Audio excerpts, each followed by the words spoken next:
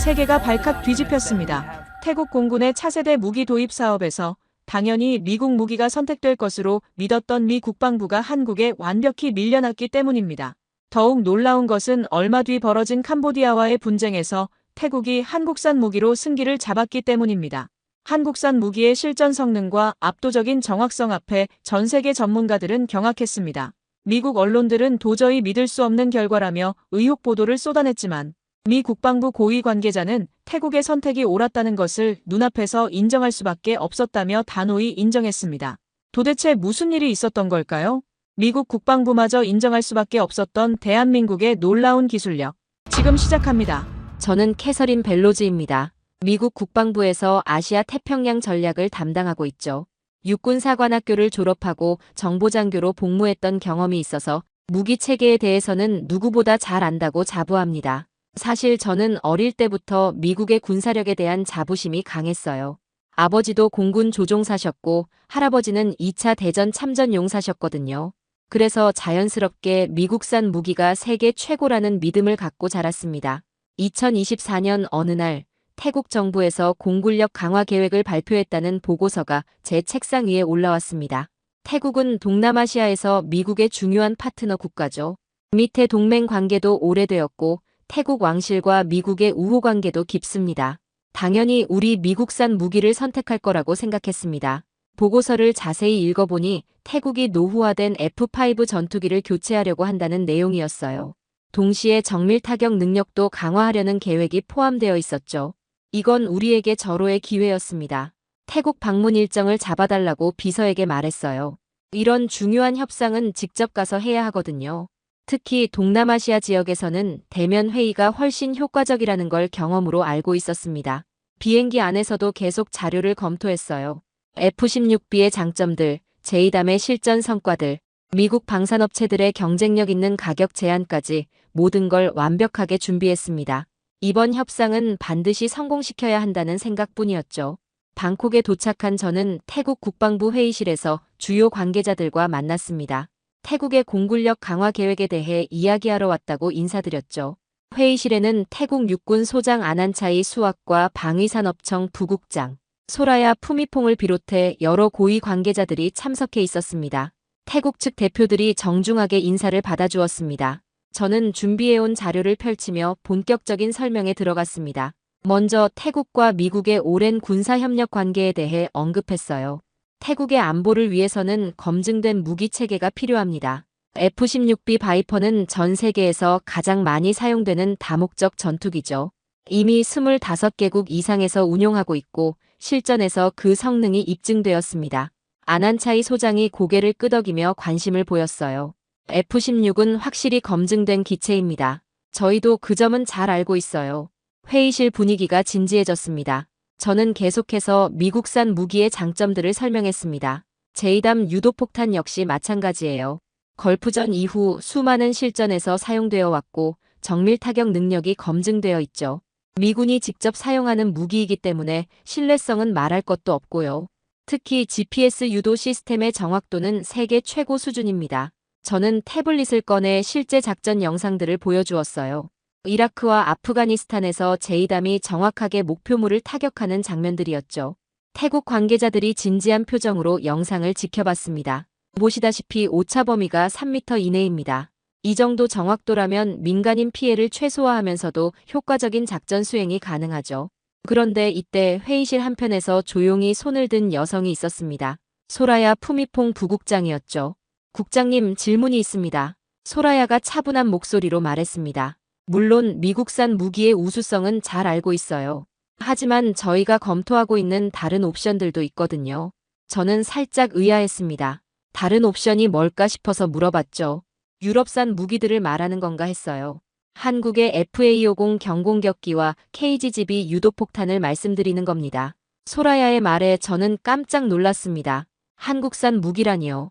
솔직히 말하면 저는 한국 무기에 대해 깊이 생각해 본 적이 없었습니다. 물론 한국이 방산업계에서 성장하고 있다는 건 알고 있었지만 미국산과 비교할 수준은 아니라고 생각했거든요. 한국은 우리의 동맹국이긴 하지만 무기 분야에서는 여전히 후발주자라고 여겼어요. 한국산 무기 말씀이냐고 물으면서 최대한 예의를 지키려고 노력했어요.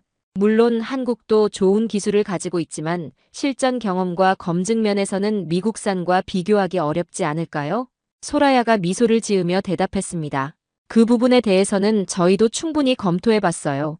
하지만 성능 대비 가격, 그리고 저희의 실제 운용 환경을 고려했을 때 한국산이 더 적합할 수도 있다고 판단됩니다. 저는 속으로 당황했습니다. 이런 상황은 예상하지 못했거든요. 미국 국방부 국장으로서 미국산 무기가 최고라는 확신이 있었는데 갑자기 한국산과 비교 검토를 한다니요. 구체적으로 어떤 부분에서 그렇게 생각하시는지 궁금하다고 말했죠. 소라야가 준비해온 자료를 꺼내 들었습니다. 상당히 두꺼운 분석 보고서였어요. 일단 가격부터 살펴보시죠. FA50은 F-16B 대비 60% 수준의 가격이에요. 하지만 저희가 필요로 하는 임무 수행 능력은 거의 동일하거든요. 저는 그 자료를 받아 살펴봤습니다. 숫자들이 눈에 들어왔지만 솔직히 믿기 어려웠어요. 한국산 무기가 그렇게 경쟁력이 있다는 걸 처음 알았거든요. 소라야가 펼쳐놓은 자료를 보니 생각보다 상세했어요. 단순히 가격만 비교한 게 아니라 운용 비용, 정비성, 그리고 태국군의 실제 요구사항까지 종합적으로 분석한 내용이었습니다. 저는 마음을 가다듬고 차근차근 들어보기로 했어요. FA50의 경우 조종사 훈련 비용도 훨씬 저렴합니다. 소라야가 계속 설명했어요. 복좌형 훈련기이기 때문에 조종사들이 더 쉽게 적응할 수 있거든요. F-16B는 단좌형이라 별도의 훈련기가 필요하죠. 안한차이 소장이 거들었습니다. 우리 조종사들의 숙련도를 고려하면 이 부분이 상당히 중요해요. 안전성 면에서도 복좌형이 훨씬 유리하고요. 저는 속으로 인정할 수밖에 없었어요. 확실히 현실적인 고민들이었거든요. 하지만 아직 포기할 순 없었습니다. 그런 부분들은 이해합니다만 실전 성능은 어떨까요? F-16B는 최신 레이더와 전자전 장비를 탑재하고 있어요. A사 레이더의 탐지 능력은 기존 무기 체계와는 차원이 다르죠. 소라야가 자료를 한 장 더 넘겼습니다. FA50도 최신 블록에서는 A사 레이더 탑재가 가능해요. 그리고 저희가 주목하는 건 KGGB 유도폭탄입니다. KGGB라니 처음 듣는 이름이었어요. 저는 솔직하게 물어봤습니다. KGGB에 대해서 자세히 설명해 주실 수 있나요? 한국형 GPS 유도폭탄이에요. 소라야의 목소리에 확신이 담겨 있었습니다. 제이담과 비교했을 때 정확도는 거의 동일하면서도 가격은 30% 저렴하거든요. 게다가 한국의 기술 지원도 훨씬 빠르고 유연해요. 저는 깜짝 놀랐어요. 한국이 GPS 유도폭탄까지 만들고 있다는 사실을 몰랐거든요. 실제 테스트 결과가 있나요? 안한차이 소장이 대답했습니다. 폴란드와 노르웨이에서 이미 도입해서 테스트했어요. 결과는 상당히 만족스러웠다고 들었습니다. 특히 정밀도 면에서는 제이담과 거의 차이가 없었고요. 이건 정말 예상치 못한 정보였어요. 저는 속으로 당황하면서도 겉으로는 침착함을 유지하려고 했습니다. 흥미로운 정보네요. 하지만 신뢰성은 어떤가요? 미국산 무기는 수십 년간 축적된 운용 데이터가 있잖아요. 소라야가 미소를 지었습니다. 그 부분이 바로 저희가 제안하고 싶은 거예요. 실제 비교 테스트를 해보는 거죠. 데이터로만 이야기하는 것보다 직접 확인해보는 게 어떨까요? 비교 테스트라니요. 이건 정말 생각지도 못한 제안이었어요. 저는 잠시 고민에 빠졌습니다. 구체적으로 어떤 방식의 테스트를 말씀하시는 건가요? 안한차이 소장이 답했습니다. 우리 공군 기지에서 동일한 조건으로 정확도 테스트를 하는 거예요. 같은 거리, 같은 표적, 같은 기상 조건에서 말이죠.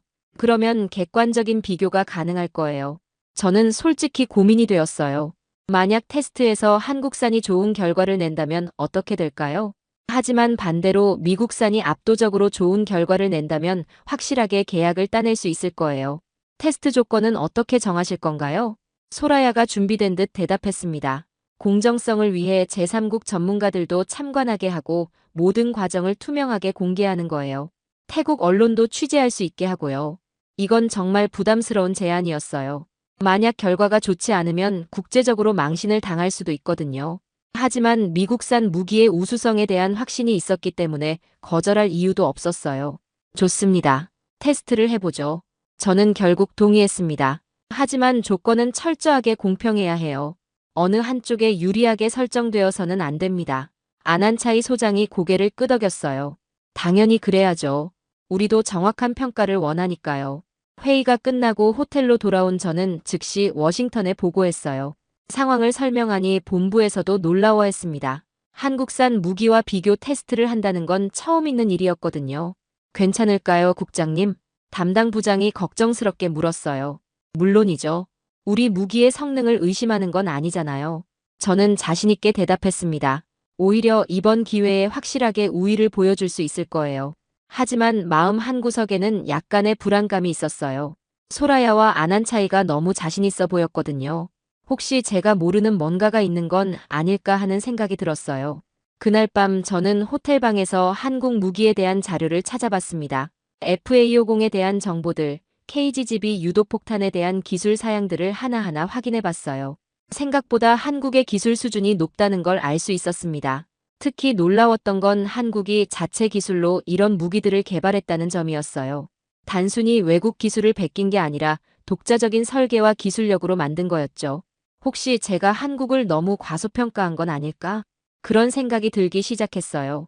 테스트 당일이 되었어요. 태국 공군 기지에는 생각보다 많은 사람들이 모였습니다. 태국군 관계자들은 물론이고 제3국 전문가들, 그리고 언론 관계자들까지 있었어요. 저는 긴장되면서도 한편으로는 기대가 되었습니다. 아침 일찍 기지에 도착하니 이미 두 기종의 항공기가 준비되어 있었어요. F-16B와 FA-50이 나란히 서 있는 모습이 인상적이었습니다. 확실히 F-16B가 더 크고 위압적으로 보였어요. 오늘 테스트 순서를 설명드릴게요. 태국 공군 준장이 브리핑을 시작했습니다. 먼저 정확도 테스트부터 실시합니다. 동일한 거리에 있는 표적을 각각 5발씩 투하해서 명중률과 오차를 측정할 거예요. 저는 자신있게 고개를 끄덕였어요. 제이담의 정확도는 이미 검증된 거니까 걱정할 필요가 없다고 생각했거든요. 첫 번째는 F-16B가 나섰습니다. 조종사가 이륙해서 지정된 고도까지 올라갔어요. 모든 사람들이 하늘을 올려다보며 지켜봤습니다. 제이담 투하 준비 완료. 관제탑에서 연락이 왔어요. 순간 하늘에서 폭탄이 떨어지기 시작했습니다. GPS 유도를 받으며 정확하게 표적을 향해 날아가는 모습이 보였어요. 첫 번째 폭탄이 표적에 명중했습니다. 정확도 2.5m. 측정 담당자가 발표했어요. 두 번째, 세 번째도 비슷한 결과였습니다. 모두 3m 이내의 오차로 명중했어요. 저는 속으로 만족했습니다. 역시 제이담이네요. 옆에 있던 미국 대사관 무관이 저에게 속삭였어요. 이 정도면 한국사는 상대가 안 되겠죠.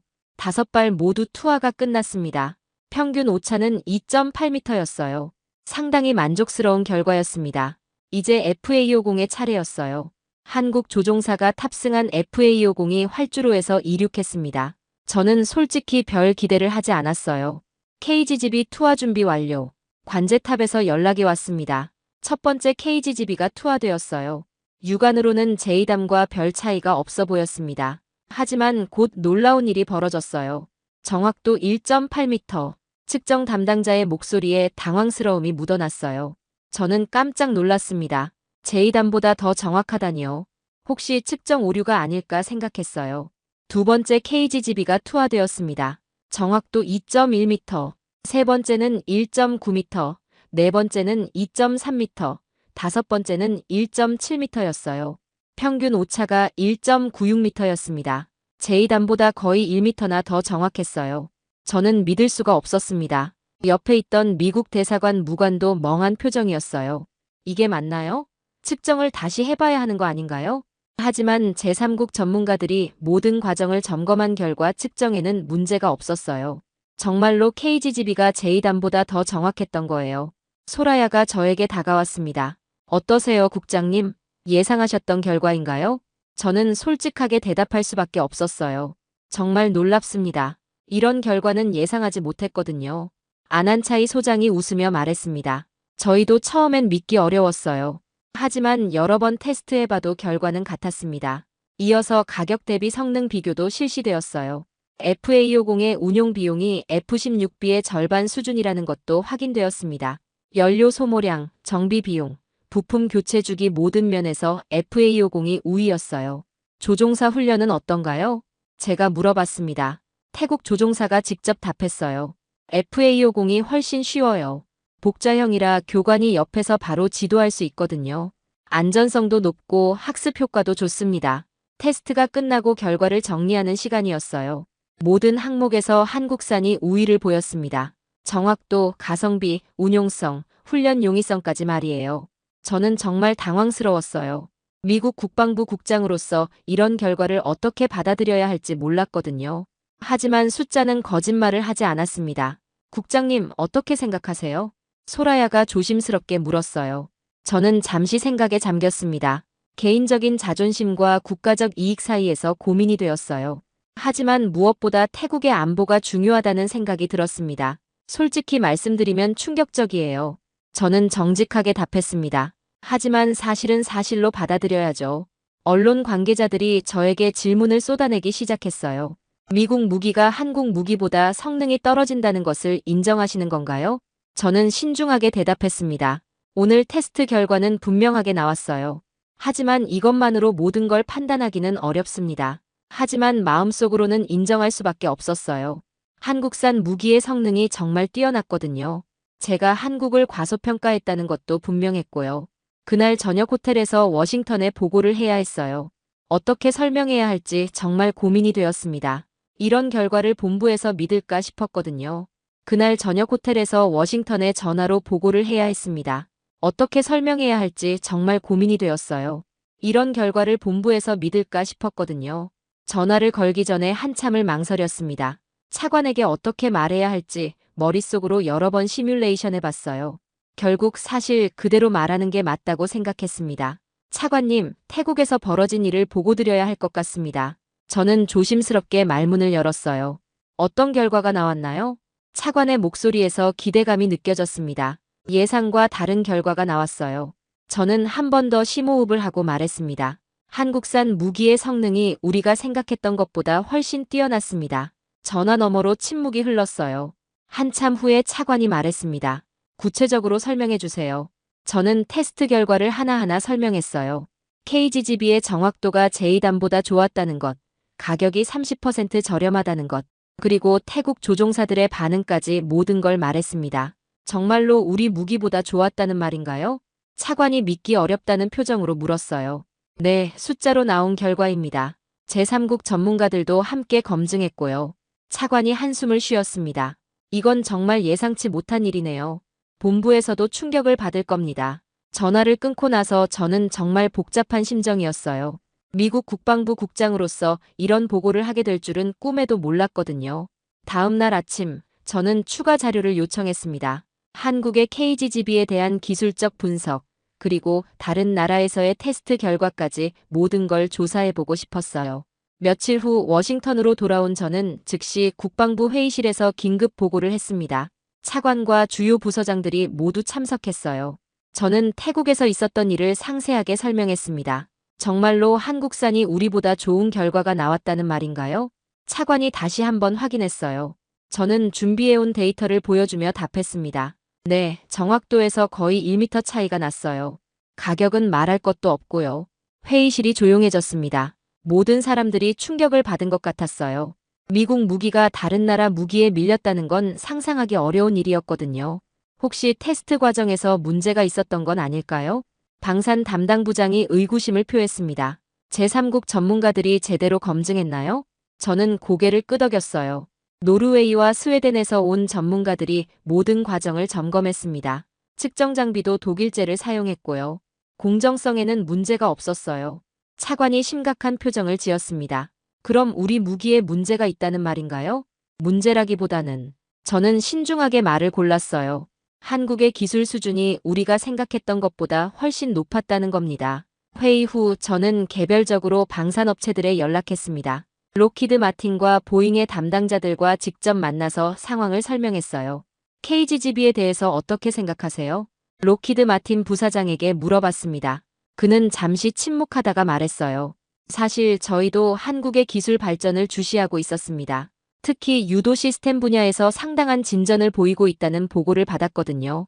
그럼 이런 결과가 가능하다고 보시는 건가요? 충분히 가능합니다. 그가 솔직하게 대답했어요. 한국은 전자기술과 정밀 가공 기술이 세계 최고 수준입니다. GPS 유도 시스템에 그런 기술을 접목하면 우리와 비슷하거나 더 좋은 성능을 낼 수 있죠. 보잉 담당자도 비슷한 반응이었습니다. 한국의 삼성이나 LG가 반도체와 디스플레이에서 세계 1위잖아요. 그런 기술력이 무기 개발에도 적용되는 거죠. 저는 점점 현실을 받아들이게 되었어요. 한국이 정말로 우수한 무기를 만들 수 있는 나라라는 걸 인정할 수밖에 없었습니다. 며칠 후 추가 조사 결과가 나왔습니다. 폴란드에서 실시한 KGGB 테스트에서도 비슷한 결과가 나왔더군요. 심지어 노르웨이에서는 제2담을 제치고 KGGB를 정식 도입하기로 결정했다는 소식까지 들었어요. 이제 어떻게 해야 할까요? 부장이 저에게 물었습니다. 저는 한참을 고민했어요. 미국의 자존심과 현실 사이에서 선택해야 하는 상황이었거든요. 하지만 결론은 명확했습니다. 사실을 인정해야죠. 한국산 무기가 정말 우수하다면 그걸 받아들여야 합니다. 결국 저는 다시 태국으로 가야 했습니다. 워싱턴에서의 조사 결과를 바탕으로 태국 정부와 재협상을 해야 했거든요. 이번에는 마음가짐이 완전히 달랐어요. 방콕에 도착한 저는 소라야와 아난차이를 다시 만났습니다. 이번에는 제가 먼저 말을 꺼냈어요. 지난번 테스트 결과에 대해서 워싱턴에서 추가 검토를 했습니다. 소라야가 관심 있게 물었어요. 어떤 결과가 나왔나요? 한국산 무기의 우수성을 확인했습니다. 저는 솔직하게 말했어요. 우리 방산업체들도 인정하더군요. 아난차이 소장이 놀란 표정을 지었습니다. 정말 그렇게 말씀하시는 건가요? 네, 사실은 사실로 받아들여야죠. 저는 준비해온 자료를 꺼냈어요. 폴란드와 노르웨이의 테스트 결과도 확인해봤는데 모두 비슷한 결과였습니다. 소라야가 기뻐하는 표정을 감추지 못했어요. 그럼 이제 어떻게 하실 건가요? 저는 잠시 망설였습니다. 미국 국방부 국장으로서 이런 말을 하게 될 줄은 정말 몰랐거든요. 하지만 태국의 안보가 가장 중요하다는 생각이 들었어요. 태국의 선택을 지지하겠습니다. 저는 천천히 말했어요. 한국산 무기가 태국에 더 적합하다면 그걸 선택하는 게 맞죠. 회의실이 조용해졌습니다. 모든 사람들이 저의 말을 믿기 어려워하는 것 같았어요. 미국 국방부 국장이 한국산 무기를 지지한다고 말하다니 정말 예상치 못한 일이었거든요. 아난차이 소장이 조심스럽게 물었습니다. 정말로 그렇게 생각하시는 건가요? 네, 진심입니다. 저는 확신을 가지고 대답했어요. 태국의 안보를 생각하면 가장 좋은 무기를 선택해야 합니다. 그것이 한국산이라면 한국산을 선택하는 게 맞죠. 소라야가 감동한 표정으로 말했어요. 국장님, 정말 고맙습니다. 이런 말씀을 해주실 줄은 몰랐어요. 저는 웃으며 답했습니다. 저도 처음에는 받아들이기 어려웠어요. 하지만 데이터는 거짓말을 하지 않더군요. 회의가 끝나고 저는 개별적으로 아난차이 소장과 이야기할 기회가 있었어요. 그가 저에게 솔직한 마음을 털어놓았습니다. 사실 저도 처음에는 미국산을 선호했어요. 아난차이가 말했어요. 미군과 함께 훈련도 많이 했고 F-16의 성능도 잘 알고 있었거든요. 그럼 언제 마음이 바뀌셨나요? 직접 FA-50을 조종해 본 후였어요. 그의 눈에 확신이 담겨 있었습니다. 조종성이 정말 뛰어나더군요. 특히 적어도 임무에서는 F-16보다 더 안정적이었어요. 저는 그의 말에 깊이 공감했어요. 현장에서 직접 무기를 다루는 사람의 의견이 가장 중요하다고 생각했거든요. KGGB는 어떠셨나요? 정말 놀라웠습니다. 아난차이가 흥미진진하게 말했어요. 정확도도 뛰어나지만 무엇보다 사용하기 쉬웠어요. 복잡한 설정 없이도 원하는 결과를 얻을 수 있었거든요. 며칠 후 태국 정부는 공식적으로 한국산 무기 도입을 발표했습니다. FA-50 경공격기 12대와 KGGB 유도폭탄 500발을 구매하기로 결정한 거예요. 저는 이 발표에 참석해서 태국의 결정을 공개적으로 지지한다고 말했습니다. 미국은 태국의 안보 강화를 전폭적으로 지원합니다. 저는 기자회견에서 말했어요. 어떤 무기를 선택하든 태국의 판단을 존중하며 앞으로도 긴밀한 협력을 이어가겠습니다. 기자들이 질문을 쏟아냈어요. 미국산 무기가 한국산에 밀렸다는 것을 인정하시는 건가요? 저는 신중하게 답했습니다. 각각의 무기는 고유한 장단점이 있어요. 이번 경우에는 한국산이 태국의 요구사항에 더 적합했다고 판단합니다. 앞으로 미국의 무기 수출에 영향을 미칠까요? 전혀 그렇지 않습니다. 저는 확신을 가지고 말했어요. 오히려 이런 경쟁이 있어야 더 좋은 무기가 개발되죠. 미국도 더 노력해야 한다는 자극을 받을 수 있고요. 기자회견이 끝나고 소라야가 저에게 다가왔어요. 국장님 덕분에 좋은 결과를 얻을 수 있었습니다. 아니에요. 정당한 평가를 받은 거죠. 저는 진심으로 답했어요. 한국이 정말 대단한 무기를 만들었더군요. 그날 저녁 호텔에서 워싱턴에 보고할 때 차관의 반응은 의외였어요. 잘 처리하셨습니다. 사실 본부에서도 고민이 많았거든요. 어떤 고민이셨나요? 무리하게 밀어붙였다가 태국과의 관계가 나빠질까봐 걱정했어요. 차관이 솔직하게 말했어요. 국장님이 현명하게 판단해 주셔서 다행입니다. 저는 안도의 한숨을 쉬었어요.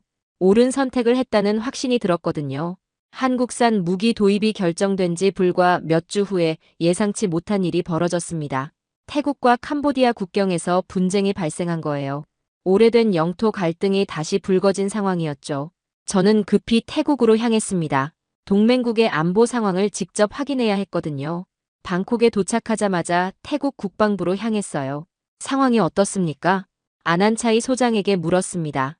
캄보디아군이 우리 영토 3km 안쪽까지 들어왔어요. 그의 표정이 심각했습니다. 프레아 비히어 사원 주변 지역에서 충돌이 일어나고 있습니다. 프레아 비히어 사원은 유네스코 세계 문화유산으로 지정된 곳이에요. 하지만 태국과 캄보디아 사이에 오래된 영토 분쟁 지역이기도 했죠. 우리 FAO 공은 준비되었나요? 소라야가 물었어요. 네, 이미 출격 대기 상태입니다. 아난차이가 답했어요. KGGB도 장착 완료했고요. 저는 솔직히 걱정이 되었습니다. 한국산 무기의 실전 첫 투입인데 만약 좋지 않은 결과가 나온다면 어떻게 될까 하는 생각이 들었거든요. 직접 현장을 보러 가도 될까요? 저는 아난차이에게 물었어요. 위험할 수 있습니다. 그가 걱정스럽게 말했어요. 하지만 안전한 곳에서 관찰은 가능합니다. 우리는 국경 근처의 태국 공군 기지로 이동했습니다. 그곳에서 FAO 공들이 이륙 준비를 하고 있었어요. 한국에서 온 기술진들도 함께 있었습니다. 목표는 캄보디아군의 전진 기지입니다. 작전 담당자가 브리핑했어요. 민간인 피해를 최소화하면서 정확하게 타격해야 합니다. FAO 공이 이륙했습니다. 저는 레이더 화면을 통해 그 모습을 지켜봤어요. 조종사와 관제탑 사이의 교신도 들을 수 있었습니다. 타겟 확인. KGGB 투하 준비. 조종사의 목소리가 들렸어요. 투하 승인. 민간인 안전 확인 완료. 관제탑에서 답했습니다. 순간 레이더 화면에서 KGGB가 분리되는 모습이 보였어요. GPS 유도를 받으며 정확하게 목표물을 향해 날아가고 있었습니다. 몇 분 후 폭발음이 들렸어요. 드론을 통해 전송되는 영상으로 타격 결과를 확인할 수 있었습니다. 완벽한 명중입니다. 정찰 담당자가 보고했어요. 캄보디아군 전진 기지가 정확하게 파괴되었습니다. 저는 정말 놀랐습니다.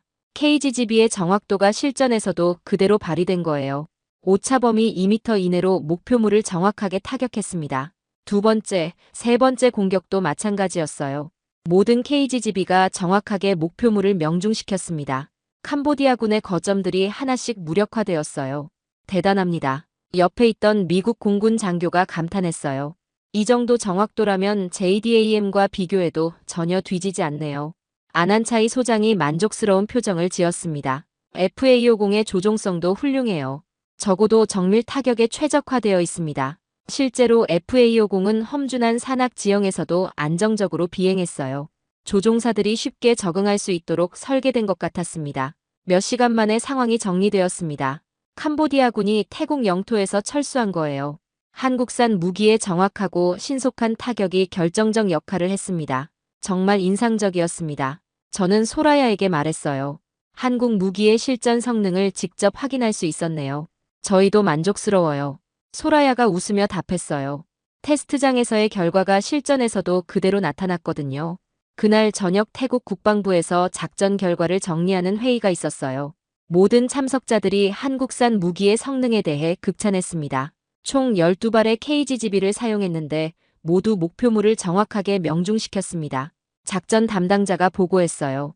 평균 오차는 1.8m였습니다. 저는 정말 감탄할 수밖에 없었어요. 실전에서도 테스트 때와 똑같은 성능을 보인 거거든요. FAO 공의 생존성은 어땠나요? 제가 물었습니다. 뛰어났습니다. 아난차이가 답했어요. 적의 대공포에 노출되는 시간을 최소화할 수 있었어요. 기동성이 좋아서 빠르게 타격하고 이탈할 수 있었거든요. 회의가 끝나고 저는 한국 기술진들과도 이야기를 나눴어요. 그들은 자신들의 무기가 실전에서 성공적으로 사용된 것에 대해 매우 기뻐했습니다. 앞으로 개선할 부분이 있나요? 제가 물어봤어요. 지금도 충분히 만족스럽지만 더 발전시킬 여지는 있습니다. 한국 기술진이 답했어요. 특히 야간 작전 능력을 더 강화할 수 있을 것 같아요. 저는 그날 밤 워싱턴에 상세한 보고를 했습니다. 한국산 무기의 실전 성능이 예상을 뛰어넘었다고 말이에요. 정말 그 정도로 좋았나요? 차관이 물었어요. 네, JDAM과 비교해도 전혀 뒤지지 않았습니다. 저는 확신을 가지고 답했어요. 오히려 일부 항목에서는 더 나은 성능을 보였어요. 이 사건을 통해 저는 완전히 인식이 바뀌었습니다. 한국이 정말로 세계 최고 수준의 무기를 만들 수 있는 나라라는 걸 실감했거든요. 그런데 분쟁이 한창일 때 예상치 못한 소식이 들려왔습니다. 트럼프 대통령이 직접 나선 거예요. 백악관에서 긴급 성명을 발표했다는 연락을 받았습니다. 무슨 일인가요? 저는 급히 워싱턴에 전화를 걸었어요. 대통령이 태국 캄보디아 분쟁에 개입하겠다고 발표했습니다. 차관의 목소리가 긴장되어 있었어요. 관세 협상과 연결지었어요. 저는 깜짝 놀랐습니다. 무역 문제와 군사 분쟁을 연결짓다니 정말 예상치 못한 일이었거든요. 구체적으로 어떤 내용인가요? 전쟁 중인 나라들과는 무역 협상을 할 수 없다고 했어요. 차관이 설명했습니다. 태국과 캄보디아 모두 미국과 중요한 무역 파트너인데 분쟁이 계속되면 관세를 대폭 올리겠다고 압박한 거죠. 저는 트럼프 대통령의 협상 스타일을 잘 알고 있었어요. 경제적 압박을 통해 정치적 목표를 달성하는 방식이었죠. 하지만 이번에는 타이밍이 절묘했습니다. 몇 시간 후 태국 정부에서 연락이 왔어요. 소라야가 긴급히 저에게 전화를 걸었습니다. 국장님, 큰일이에요. 그녀의 목소리에 당황감이 묻어났어요. 미국에서 무역 제재 얘기가 나오고 있다고 하는데요. 맞습니다. 대통령이 직접 발표했어요. 저는 상황을 설명했습니다. 분쟁을 즉시 중단하라는 압박인 것 같아요. 태국 입장에서는 정말 어려운 상황이었을 거예요. 미국과의 무역량이 엄청나거든요. 관세가 올라가면 태국 경제에 큰 타격이 될 수밖에 없었죠. 어떻게 해야 할까요? 소라야가 고민스럽게 물었어요. 일단 캄보디아와 대화를 시도해보는 게 좋을 것 같아요. 저는 조심스럽게 조언했습니다. 미국의 압박이 계속되면 양쪽 모두 손해거든요. 그날 오후 캄보디아 정부에서도 비슷한 반응을 보였어요. 미국의 경제적 압박에 굴복할 수밖에 없다는 입장이었습니다. 캄보디아 역시 미국과의 무역 관계가 중요했거든요. 대통령의 한마디가 이렇게 큰 영향을 미칠 줄은 몰랐네요. 아난차이 소장이 감탄했어요. 저도 놀라웠습니다. 군사적 해결책보다 경제적 압박이 더 효과적이었던 거예요. 트럼프 대통령의 협상수를 새삼 실감했습니다. 다음 날 태국과 캄보디아 양국 대표들이 만났어요. 미국 대사관에서 중재하는 형식으로 휴전 협상이 진행되었습니다. 저도 참관자로 참석했어요. 양국 모두 미국과의 무역 관계를 중시한다고 알고 있습니다. 미국 대사가 말을 시작했어요. 하지만 분쟁이 계속되면 모든 게 어려워질 수 있어요. 태국 대표가 먼저 입을 열었습니다. 우리는 평화적 해결을 원합니다. 하지만 영토 주권은 양보할 수 없어요. 캄보디아 대표도 비슷한 입장이었어요. 프레아 비히어 사원은 우리 문화유산입니다. 하지만 무력 충돌은 원하지 않아요. 협상이 쉽지 않을 것 같았습니다. 하지만 트럼프 대통령의 압박은 계속되었어요. 무역 협상 일정을 모두 연기하겠다. 백악관에서 추가 성명을 발표했습니다. 평화가 정착될 때까지 모든 경제 협력을 중단한다. 이 소식을 들은 양국 정부는 더 이상 버틸 수 없었어요. 경제적 손실이 너무 클 수밖에 없었거든요. 긴급 휴전에 합의하겠습니다. 태국 대표가 먼저 양보했어요. 우리도 동의합니다. 캄보디아 대표도 따라했습니다. 불과 48시간 만에 휴전 협정이 체결되었어요. 양국 모두 원래 위치로 철수하기로 합의했습니다. 영토 분쟁은 나중에 국제 중재를 통해 해결하기로 했고요. 저는 정말 놀라웠습니다. 한국산 무기로 군사적으로는 성공했지만 결국 경제적 압박으로 전쟁이 끝난 거예요. 국제 정치에서 경제력의 중요성을 다시 한번 깨달았습니다. 대단하네요. 소라야가 감탄했어요. 미국의 영향력이 이렇게 클 줄은 몰랐어요. 트럼프 대통령의 협상 스타일이에요. 저는 설명했습니다. 경제적 이익을 무기로 사용하는 거죠. 휴전 협정 체결식에서 저는 양국 대표들과 이야기를 나눴어요. 모두들 미국의 압박에 놀랐다고 말했습니다. 앞으로는 더 신중하게 행동해야겠어요. 태국 대표가 말했어요. 경제와 안보가 이렇게 밀접하게 연결되어 있다는 걸 깨달았거든요. 캄보디아 대표도 비슷한 반응이었습니다. 미국과의 관계를 더 중시해야겠어요. 그날 저녁 저는 워싱턴에 보고했습니다. 트럼프 대통령의 개입으로 분쟁이 신속하게 해결되었다고 말이에요. 대통령이 만족해 하실 거예요. 차관이 기뻐했어요. 무력을 사용하지 않고도 평화를 이룰 수 있었으니까요. 저도 만족스러웠습니다. 한국산 무기의 우수성도 확인했고 미국의 영향력도 재확인할 수 있었거든요. 하지만 한편으로는 복잡한 마음이 들었어요. 한국 무기가 정말 뛰어난 성능을 보였는데 결국 미국의 경제적 압박으로 분쟁이 끝났으니까요. 무기의 성능만큼이나 국가의 종합적 영향력이 중요하다는 걸 깨달았습니다. 몇 달 후 저는 서울에서 열린 국제 군사 컨퍼런스에 참석하게 되었습니다. 아시아 태평양 지역의 안보 협력에 대해 논의하는 자리였어요. 한국 정부의 초청으로 기조연설을 하게 되었죠. 컨퍼런스 회장에는 30여 개국의 국방 관계자들이 모였습니다. 일본, 호주, 인도, 태국은 물론이고 유럽 국가들도 참석했어요. 저는 이 자리에서 제 경험을 솔직하게 이야기하기로 마음먹었습니다. 존경하는 여러분, 오늘 저는 개인적인 경험을 바탕으로 말씀드리고 싶습니다. 저는 연단에 서서 말을 시작했어요. 하지만 발표를 준비하던 중에 깜짝 놀랄 소식을 들었습니다. 폴란드에서 한국산 K2 전차 1000대를 추가 주문했다는 거예요. 유럽 최대 규모의 무기 수출 계약이었죠. 이건 정말 대단한 일이네요. 한국 국방부 관계자가 저에게 말했어요. 유럽에서 한국 무기에 대한 인식이 완전히 바뀌었거든요. 더 놀라운 건 노르웨이의 결정이었습니다. 네이셈스 방공 시스템을 보강하면서 한국의 철메2 미사일을 함께 도입한다고 발표한 거예요. 북유럽 국가가 한국 미사일을 선택한 첫 사례였습니다. 어떻게 이런 일이 가능했을까요? 저는 노르웨이 국방부 관계자에게 물어봤어요. 성능 테스트에서 기존 미사일보다 30% 향상된 요격률을 보였어요. 그가 설명했습니다. 게다가 북극 환경에서의 내구성도 뛰어났거든요. 컨퍼런스에서 더욱 흥미로운 발표가 이어졌어요. 호주가 차세대 잠수함 프로젝트에 한국 기업과의 협력을 검토하고 있다는 내용이었습니다. 한국의 조선 기술은 세계 최고 수준입니다. 호주 해군 제독이 발표했어요. 특히 대형 잠수함 건조 경험이 풍부하죠. 저는 정말 놀랐습니다. 불과 1년 전만 해도 상상할 수 없었던 일들이 벌어지고 있었거든요. 한국이 이렇게 빠르게 글로벌 방산 강국으로 부상할 줄은 몰랐어요. 미국은 이런 변화를 어떻게 보고 계신가요? 일본 대표가 저에게 질문했습니다. 저는 잠시 생각한 후 답했어요. 솔직히 말하면 처음에는 당황스러웠습니다. 하지만 이제는 기회라고 생각해요. 어떤 기회 말인가요? 한국과 함께 새로운 기술을 개발할 수 있는 기회죠. 저는 구체적으로 설명했습니다. 예를 들어 한국의 배터리 기술과 우리의 레이저 무기 기술을 결합하면 혁신적인 무기가 나올 수 있어요. 실제로 미국 국방부에서는 한국과의 공동 연구개발 프로젝트를 여러 개 진행하고 있었어요. 차세대 드론 기술, 사이버 방어 시스템, 그리고 우주 감시 레이더까지 다양한 분야에서 협력하고 있었죠. 가장 인상적인 건 한국의 속도예요. 저는 청중들에게 말했습니다. 아이디어에서 실제 제품까지 개발하는 속도가 정말 빨라요. 한국 기업들의 개발 주기는 평균 2년이었어요. 반면 미국은 보통 5에서 7년이 걸렸죠. 이런 차이가 한국 무기의 경쟁력을 높이는 요인 중 하나였습니다. 컨퍼런스 마지막 날, 저는 예상치 못한 제안을 받았어요. 나토에서 한국을 파트너십 플러스 국가로 승격시키자는 논의가 나왔다는 거예요. 한국의 방산 기술력이 나토 표준에 충분히 부합한다고 판단됩니다. 나토 사무총장 대리가 설명했어요. 특히 사이버 방어와 미사일 기술 분야에서 말이죠. 이는 정말 역사적인 변화였어요. 아시아 국가가 나토와 이렇게 깊은 협력 관계를 맺는 건 처음 있는 일이었거든요. 그날 저녁 한국 국방부 장관과의 만찬에서 더 놀라운 이야기를 들었어요. 중동 국가들에서 한국산 무기에 대한 문의가 쇄도하고 있다는 거였죠.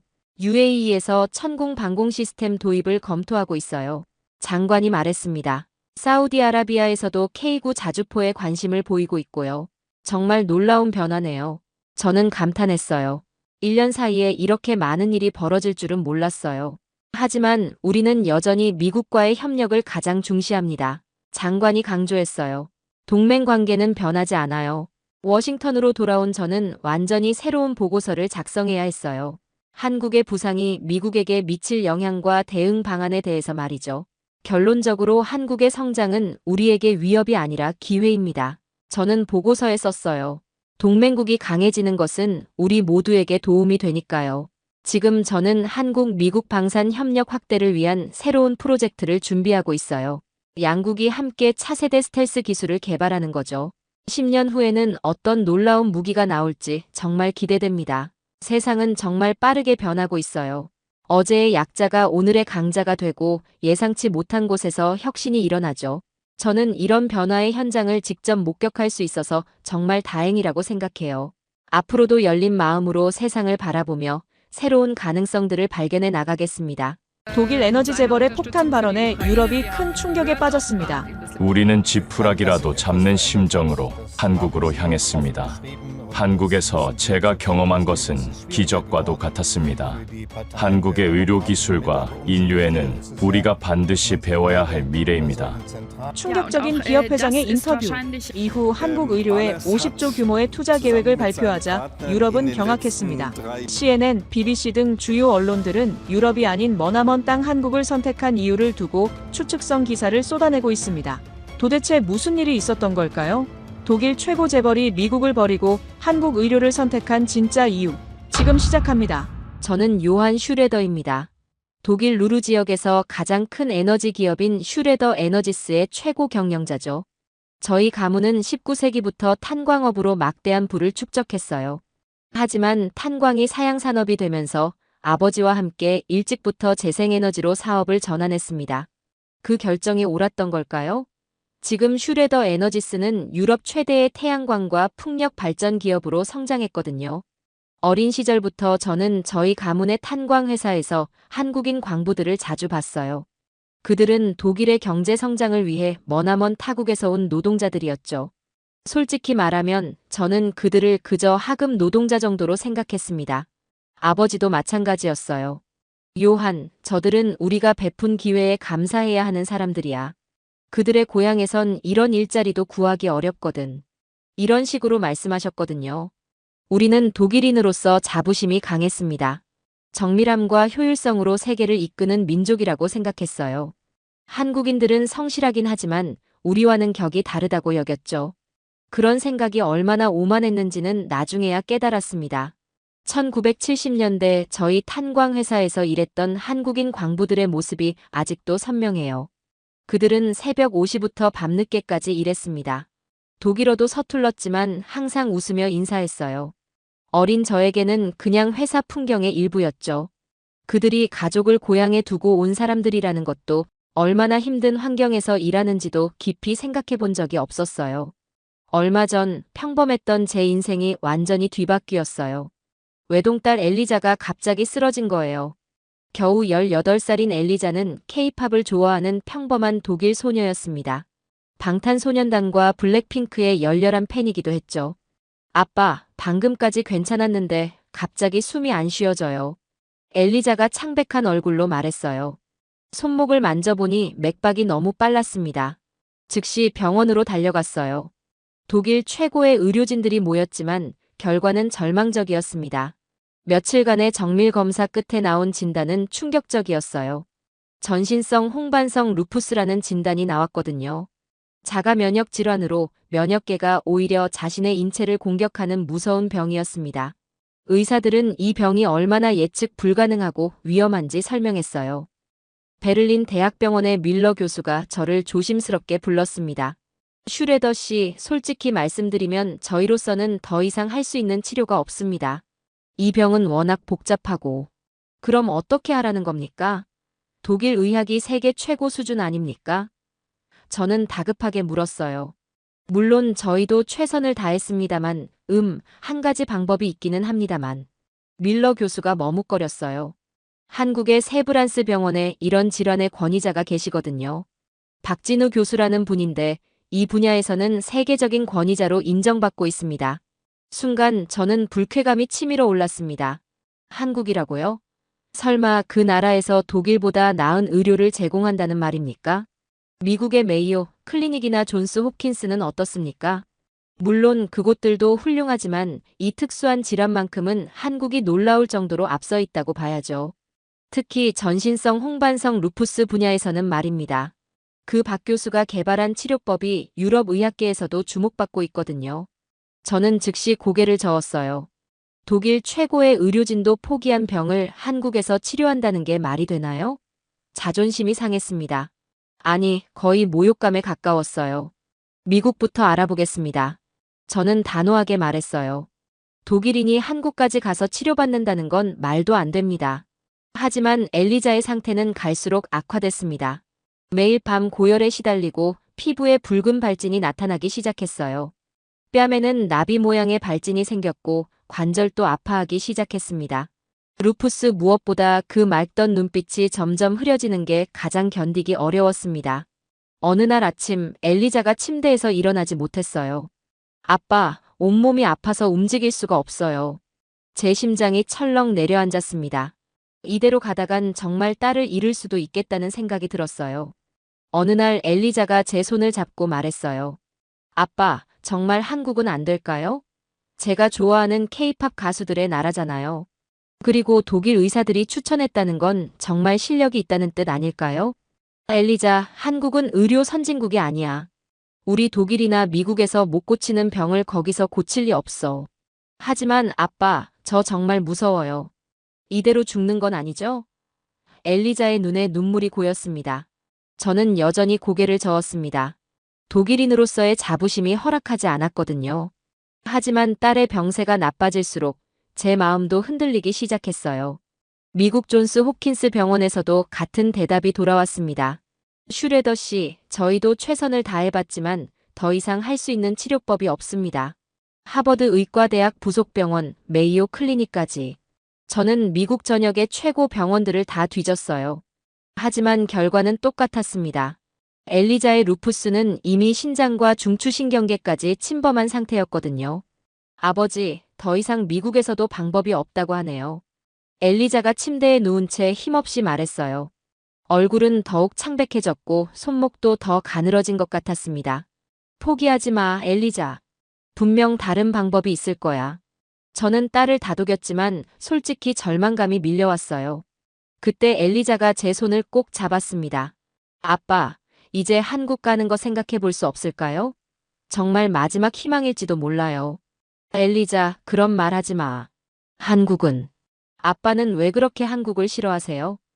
엘리자가 갑자기 울먹였어요. 제가 좋아하는 케이팝 가수들도 한국 사람이잖아요. 그들이 그렇게 형편없는 나라 사람들인가요? 저는 할 말을 잃었습니다. 딸이 그렇게 직접적으로 물어본 적이 없었거든요. 그게 아니야, 엘리자. 다만 의료기술이. 아빠, 솔직히 말해주세요. 한국 사람들을 무시하시는 거죠? 엘리자의 목소리에 실망감이 묻어났어요. 저는 깊은 한숨을 쉬었습니다.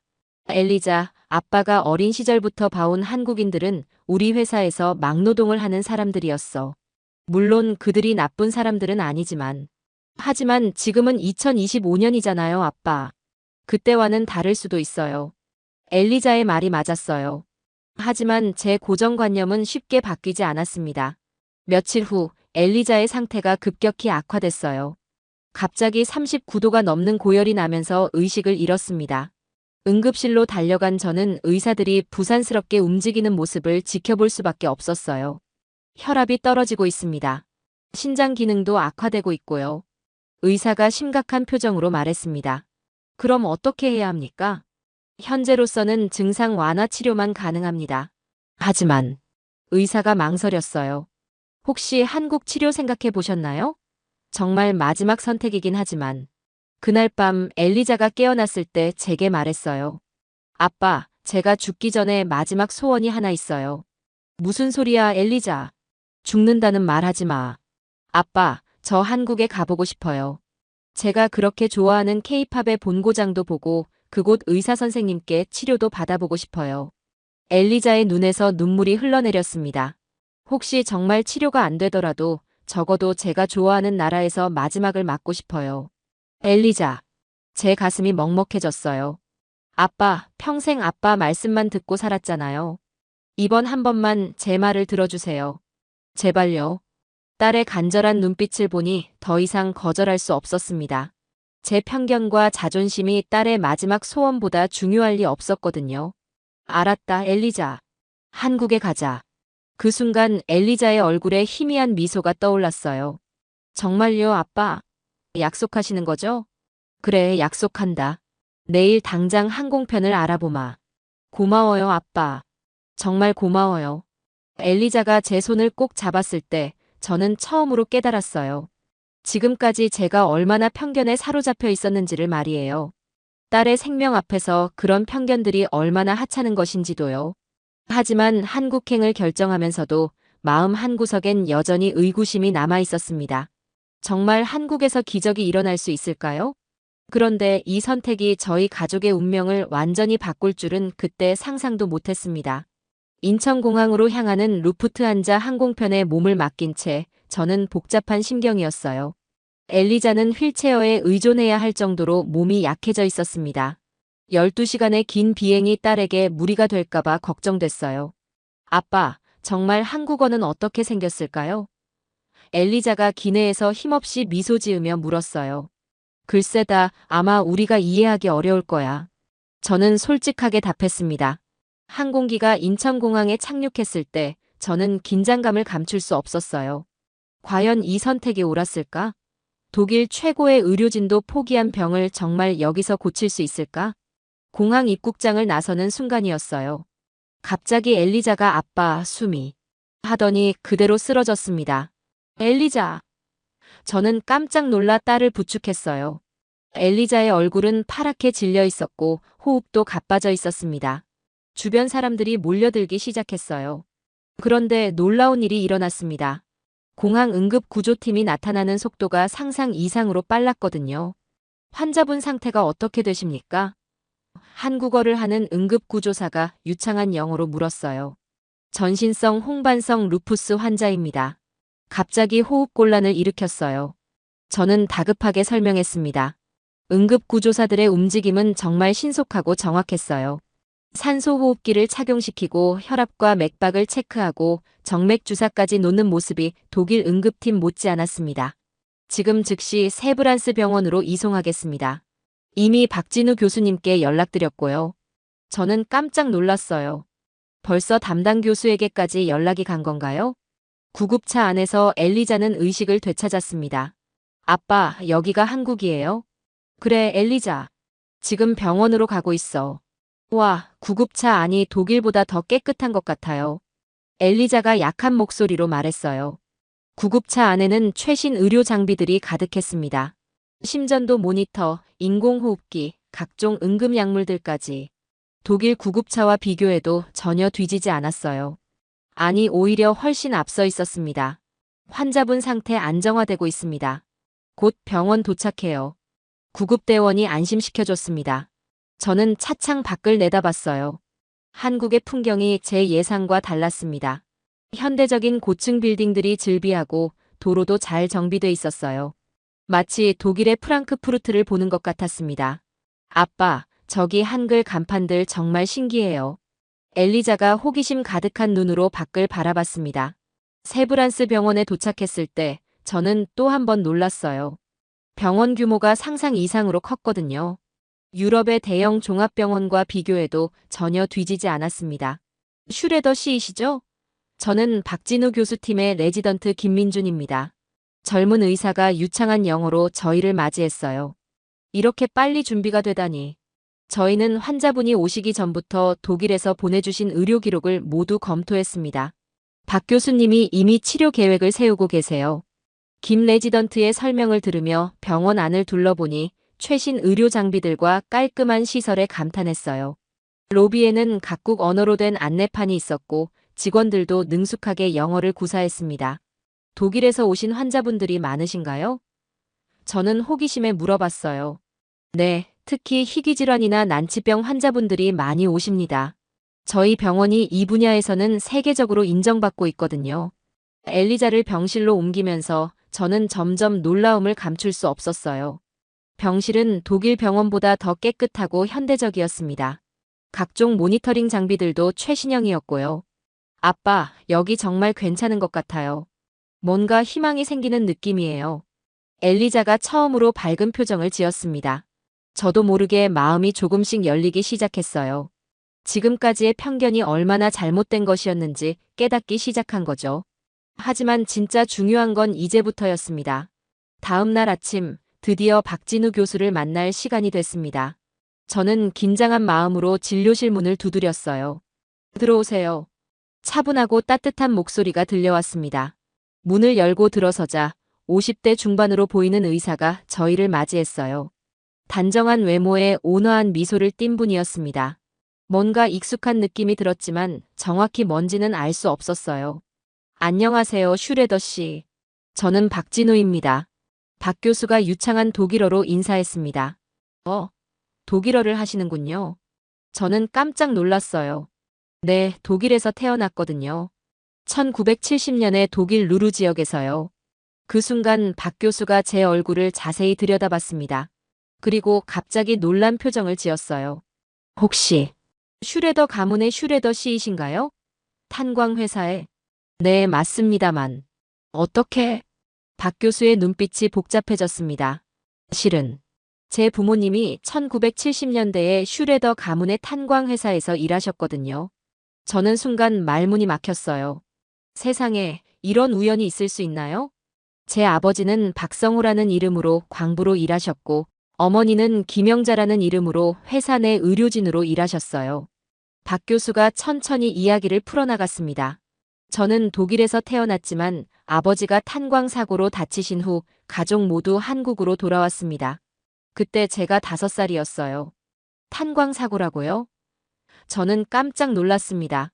네, 1975년이었죠. 아버지가 갱도에서 낙반 사고를 당하셨어요. 다리를 심하게 다쳐서 평생 절뚝거리게 되셨죠. 저는 그때의 기억이 어렴풋이 떠올랐어요. 그런 사고가 있었던 것 같기도 하고.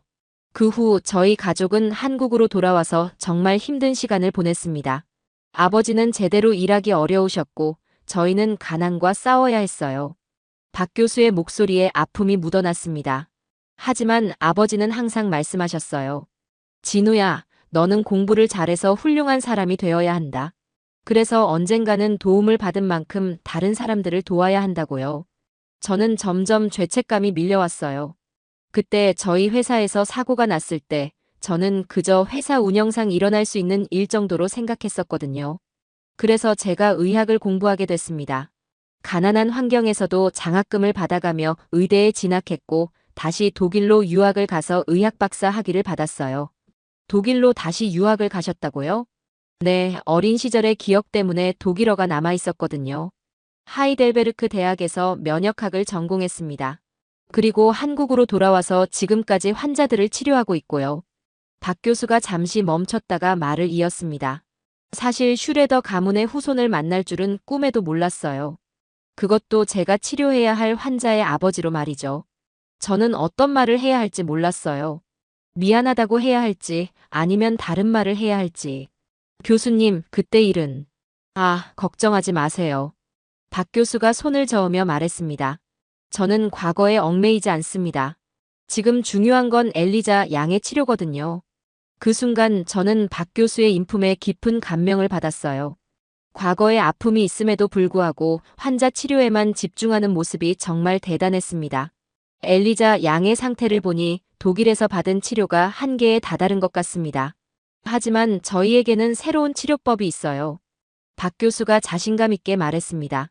최근 개발한 인공지능 기반 맞춤형 면역 치료법입니다. 엘리자 양에게 희망이 될 수 있을 거예요. 저는 복잡한 감정에 휩싸였습니다. 과거 저희 회사에서 일했던 광부의 아들이 이제 제 딸을 치료해주겠다고 하는 상황. 이것이 운명의 장난일까요? 아니면 어떤 의미가 있는 걸까요? 하지만 한 가지는 확실했어요. 박 교수의 눈빛에서 진정한 의사의 사명감을 느낄 수 있었거든요. 박 교수의 진단이 나온 다음 날 예상치 못한 일이 벌어졌습니다.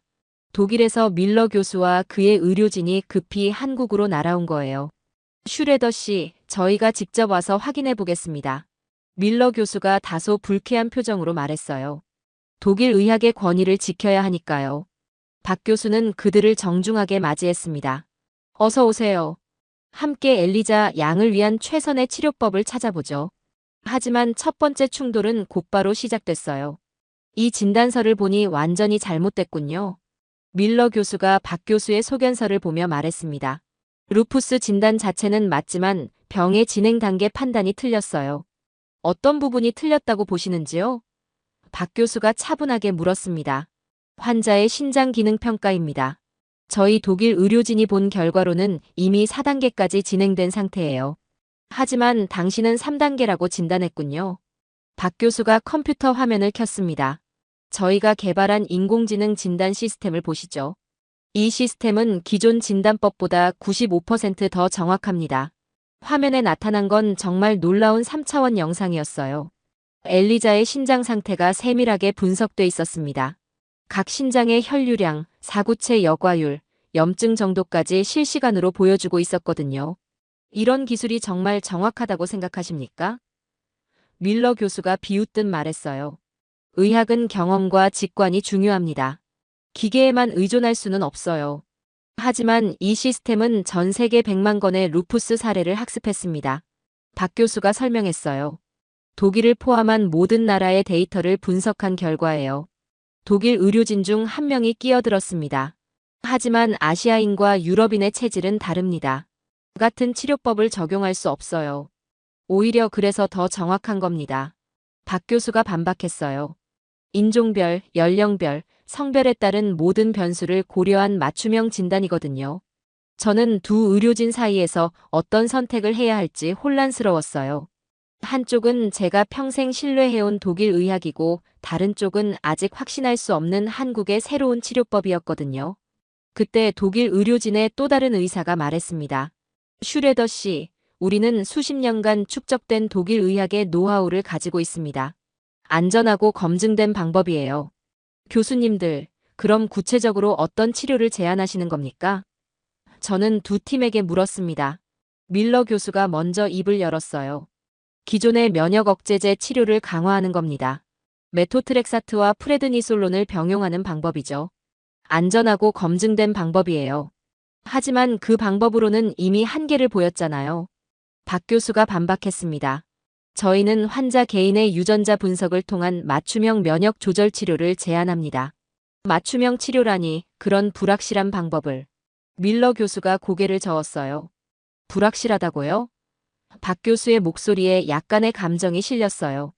저희는 이미 200명의 루푸스 환자를 이 방법으로 치료했고 85%가 완전 관해에 도달했습니다. 밀러 교수가 코웃음 쳤습니다. 그런 통계를 어떻게 믿으라는 겁니까? 독일에서는 그런 결과를 본 적이 없어요. 그건 독일에서 아직 이 기술을 도입하지 않았기 때문이죠. 박 교수가 차분하게 답했어요. 세계 의학은 계속 발전하고 있습니다.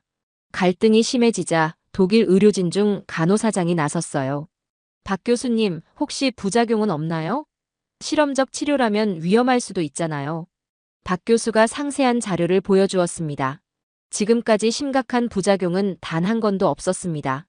오히려 기존 치료법보다 부작용이 현저히 적어요. 두 의료진의 갈등이 심해질수록 저는 더욱 괴로웠습니다. 엘리자는 병실에서 고통받고 있는데 의사들은 자존심 싸움을 하고 있는 것 같았거든요. 잠깐요, 두 분 다. 저는 참다 못해 말했어요. 지금 중요한 건 엘리자의 치료 아닙니까? 누가 옳은지 따지는 게 아니라요. 그때 엘리자가 힘없는 목소리로 말했어요.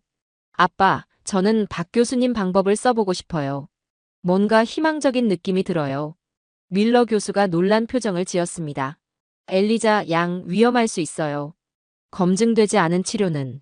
하지만 기존 치료로는 이미 한계를 봤잖아요. 엘리자가 단호하게 말했어요. 저는 새로운 희망을 잡고 싶어요. 저는 딸의 의지를 보며 결심했습니다.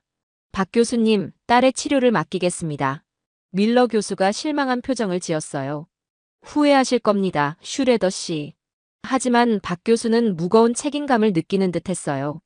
최선을 다하겠습니다. 엘리자 양을 꼭 건강하게 만들어 드릴게요. 그 순간 저는 깨달았어요. 진짜 중요한 건 어느 나라의 의학인지가 아니라 환자를 향한 진정한 마음이라는 걸 말이에요. 박 교수의 치료가 시작된 지 일주일째 되는 날, 놀라운 일이 일어났습니다. 엘리자의 얼굴에서 붉은 발진이 현저히 줄어든 거예요. 아빠, 거울 좀 가져다 주세요. 엘리자가 신기한 표정으로 말했어요.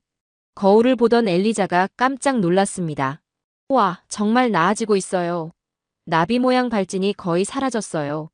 박 교수가 정기 검진을 위해 병실에 들어왔어요. 엘리자 양, 기분이 어떠세요? 선생님, 정말 신기해요. 관절 통증도 많이 줄어들었고 열도 안 나요. 그리고 무엇보다 기운이 생겨요. 박 교수가 검사 결과를 확인하며 미소를 지었습니다.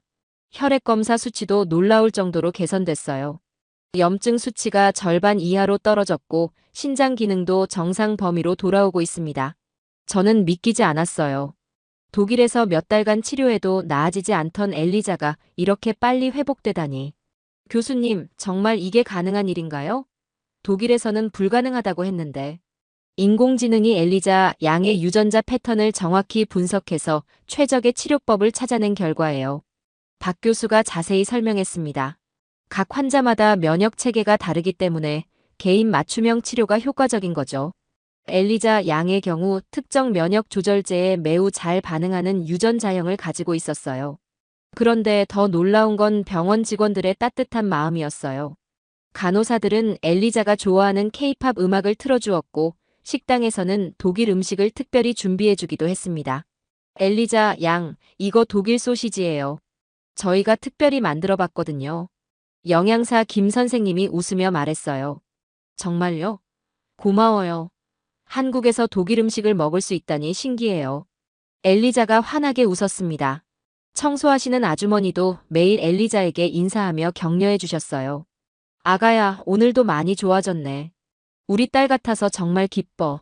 완전히 나을 때까지 아줌마가 응원할게. 병원 내 편의점 아저씨도 엘리자가 지나갈 때마다 안녕하세요, 독일 공주님. 이라며 인사해 주셨어요. 처음엔 부끄러워하던 엘리자도 이제는 한국어로 안녕하세요.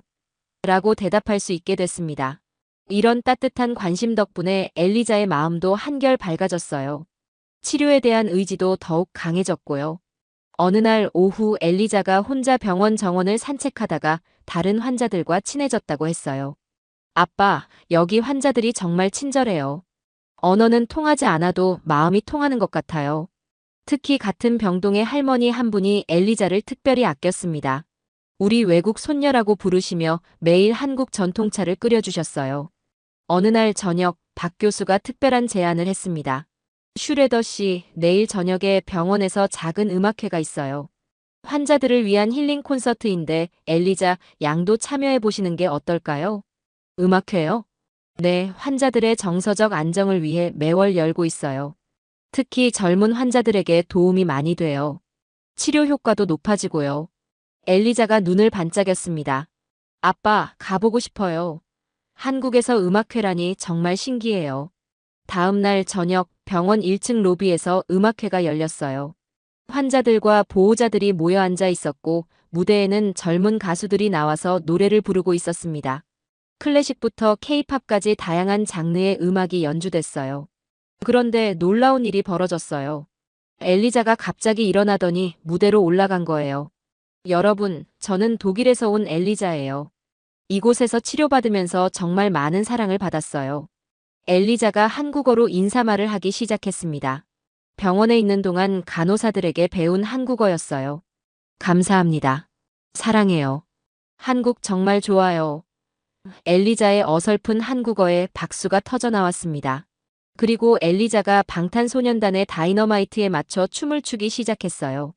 몇 주 전만 해도 침대에서 일어나기도 힘들어했던 딸이 이렇게 밝게 춤을 추는 모습을 보니 제 눈에서 눈물이 흘러내렸습니다. 관객들도 모두 감동받아 박수를 치며 응원했어요. 엘리자, 엘리자, 사랑해. 음악회가 끝난 후 많은 사람들이 엘리자에게 다가와 격려해 주었어요. 언어는 통하지 않았지만 진심은 충분히 전해졌습니다. 그 순간 저는 깨달았어요. 진정한 치료는 의학적 치료만이 아니라 이런 따뜻한 인간애와 사랑이 함께할 때 완성되는 거라는 걸 말이에요. 엘리자의 치료가 순조롭게 진행되던 어느 날 병원에서 특별한 만남이 있었습니다. 복도에서 80대 노부부를 만난 거예요. 어머, 외국분이시네. 할머니가 친근하게 말을 걸어오셨습니다. 네, 독일에서 왔습니다. 저는 어색하게 답했어요. 아이고, 독일이라. 우리 아들이 독일에서 공부했다가 왔어. 할아버지가 반갑게 웃으셨습니다. 그때 박 교수가 지나가다가 저희를 봤어요. 아, 할아버지, 할머니. 슈레더 씨를 소개해 드릴게요. 독일에서 오신 환자 보호자분입니다. 아이고, 그래. 반갑네, 반가워. 할머니가 제 손을 잡으시며 말씀하셨어요. 할아버지가 제 손을 잡으시며 말씀하셨어요. 젊은이, 몸이 아픈 가족 때문에 멀리까지 오시느라 고생이 많았지? 우리도 예전에 그런 경험이 있어서 마음이 아파. 네, 딸이 아파서. 걱정 마. 우리 진우가 최고야. 분명 좋아질 거야. 할머니가 따뜻하게 말씀해 주셨습니다. 그때 할아버지가 갑자기 독일어로 말씀하셨습니다. 구텐 탁 안녕하세요. 아르바이트 구트일 잘하세요. 독일어를 하시는군요. 1970년대에 독일에서 일했었어. 그때 배운 거지. 지금도 기억나네. 할아버지의 눈에 그리움이 어렸습니다.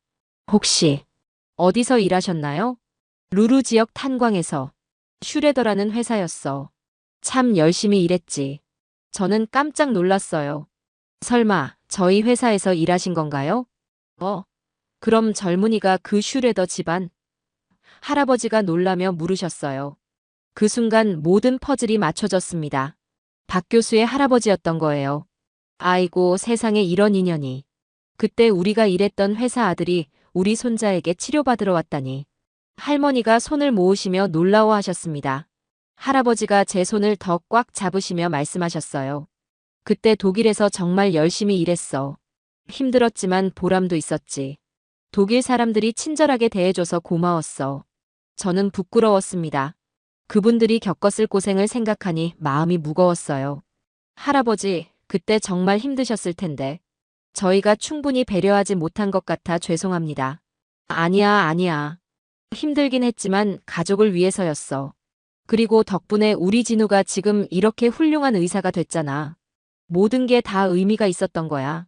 할머니가 눈물을 글썽이시며 말씀하셨어요. 우리는 원망하지 않아. 오히려 감사하지.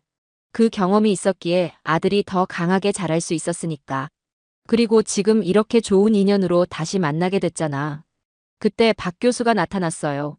할아버지, 할머니 무슨 이야기를 그렇게 하세요? 진우야, 이분이 그 슈레더 집안 아들이야. 할아버지가 말씀하셨습니다. 박 교수가 놀란 표정을 지었어요. 정말요? 세상 참 좁네요. 그래, 참 신기한 인연이지. 할아버지가 일했던 회사 후손의 딸을 내가 치료하게 되다니. 이런 걸 인연이라고 하는 거겠지. 할머니가 덧붙이셨어요.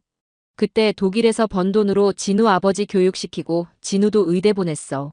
그 돈이 미천이 됐지. 그러니까 결국 슈레더 집안 덕분에 우리 진우가 의사가 된 거야. 그날 저녁 병원 음악회가 또 열렸어요. 이번에는 더 특별한 의미가 있었습니다. 엘리자가 무대에 올라가서 말했어요. 오늘은 제가 아빠를 위해서 춤추고 싶어요. 한국에 와서 많은 것을 배운 아빠를 위해서요. 그리고 저를 치료해주신 박 교수님과 가족분들을 위해서도요. 엘리자가 한국 전통 음악에 맞춰 현대무용을 추기 시작했습니다. 몇 주 전만 해도 죽어가던 딸이 이렇게 건강하게 춤추는 모습을 보니 정말 기적 같았어요. 춤 중간에 엘리자가 할아버지, 할머니에게 인사를 드렸어요. 두 분도 눈물을 글썽이며 박수를 쳐주셨습니다. 음악회 후 저는 박 교수와 그 가족분들에게 진심으로 말했습니다. 교수님, 그리고 할아버지, 할머니. 정말 죄송하고 감사합니다. 과거 저희 회사에서 교수님 가족이 겪었을 고생에 대해 진심으로 사과드리고 지금 이렇게 제 딸을 치료해 주셔서 정말 감사합니다.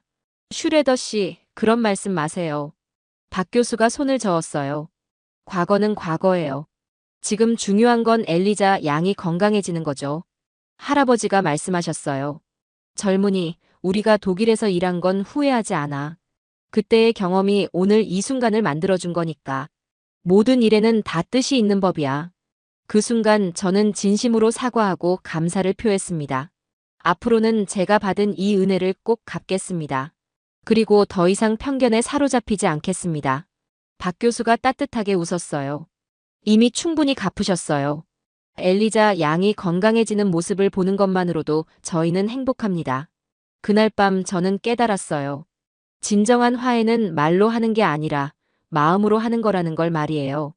엘리자의 치료가 성공적으로 마무리되고 저희는 독일로 돌아갈 준비를 하고 있었어요. 하지만 떠나기 전에 해야 할 일이 있었습니다. 교수님, 제가 유럽으로 돌아가서 꼭 하고 싶은 일이 있어요. 저는 박 교수에게 말했습니다. 무엇인가요? 이곳에서 받은 감동과 깨달음을 유럽 사람들에게 전하고 싶어요. 그리고 더 나아가 실질적인 도움을 드리고 싶습니다. 몇 달 후 스위스 다보스에서 열린 유럽 경제 포럼에 저는 연사로 서게 됐습니다. 연단에 올라서자 수백 명의 유럽 기업인들이 저를 바라보고 있었어요. 여러분, 저는 얼마 전까지만 해도 아시아에 대해 많은 편견을 가지고 있었습니다. 저는 솔직하게 고백했어요.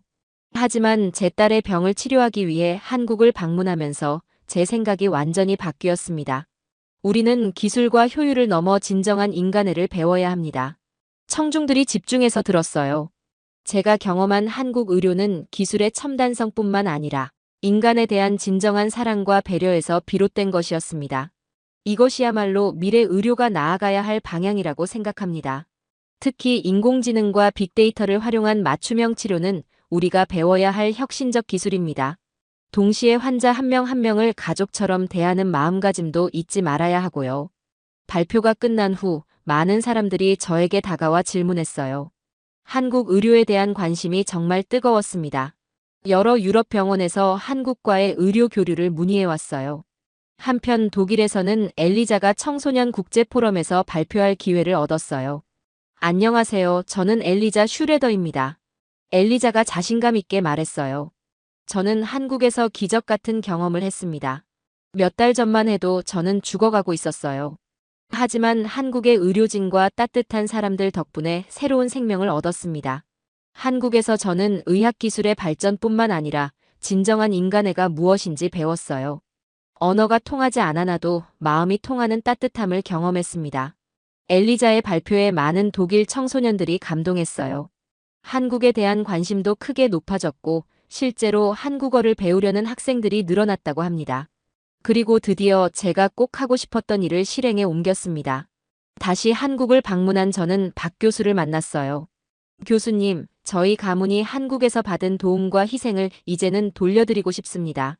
박 교수가 궁금한 표정을 지었어요. 슈레더 에너지스의 자본을 바탕으로 한국-독일 간 의료 교류 및 난치병 어린이 치료를 지원하는 대규모 의료재단을 설립하고 싶어요. 정말인가요? 네, 슈레더-세브란스 의료재단이라는 이름으로 말이에요. 의료시설 건립, 연구 지원, 그리고 가난한 환자들의 치료비 지원까지 모든 것을 포함해서요. 저는 구체적인 계획을 설명했습니다. 연간 1억 유로를 투자해서 첨단 의료연구센터를 건립하고 한국과 독일의 의료진 교환 프로그램도 운영할 계획입니다. 특히 루푸스 같은 자가 면역 질환 연구에 집중하고 싶어요. 박 교수의 눈에 감격의 눈물이 고였습니다. 슈레더 씨. 교수님, 이것은 제 속죄이자 감사의 표현입니다. 그리고 미래 세대들이 더 나은 세상에서 살 수 있도록 하는 약속이기도 하고요. 우리 할아버지가 독일 광산에서 꿈꾸었던 더 나은 미래가 이렇게 현실로 이어지게 될 줄 몰랐습니다. 박 교수가 감격스럽게 말했어요. 정말 감사합니다. 아닙니다. 감사해야 할 사람은 바로 저입니다. 교수님과 가족분들이 보여주신 용서와 사랑이 저를 변화시켰어요. 재단 설립 과정에서 저는 박 교수의 할아버지, 할머니도 명예 고문으로 모셨습니다. 두 분의 삶의 지혜와 경험이 재단 운영에 큰 도움이 될 것이라고 말씀드렸어요. 할아버지가 눈물을 글썽이시며 말씀하셨습니다. 내가 젊었을 때 독일에서 흘린 땀이 이런 결실을 맺을 줄이야. 정말 감사하네. 1년 후 새롭게 설립된 의료재단 건물 앞에서 개관식이 열렸어요. 저와 박 교수가 함께 테이프를 끊었습니다. 건물 앞에는 한국어와 독일어로 된 현판이 걸려 있었어요. 아빠, 정말 자랑스러워요. 완전히 건강해진 엘리자가 제 옆에서 말했어요.